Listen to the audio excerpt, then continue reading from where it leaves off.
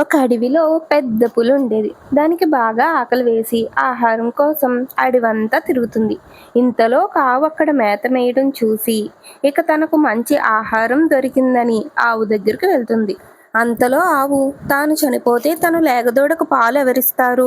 ఉదయం సరిగ్గా పాలు కూడా ఇవ్వకుండా మేతకు వచ్చానని మనసులో బాధపడుతూ పులిని చూసి, అయ్యా, నేను ఈ మధ్యనే ఈనాను.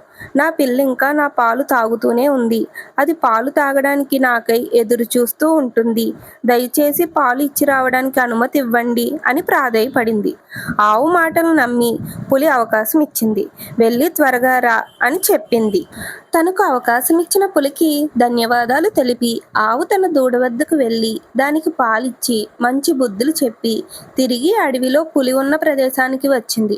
ఆవు నిజాయితీగా తన మాట మీద నిలబడి ప్రాణాలకు కూడా లెక్క చేయకుండా తిరిగి రావడంతో సంతోషించిన పులి, నేను బాగా ఆకలితో ఉన్నా కానీ నీ నిజాయితీకి మెచ్చి నిన్ను తినకుండా వదిలిపెడుతున్నాను.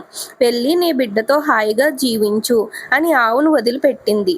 పులికి కృతజ్ఞతలు తెలిపి తను పాకకు పోయి తన బిడ్డతో హాయిగా జీవించసాగింది.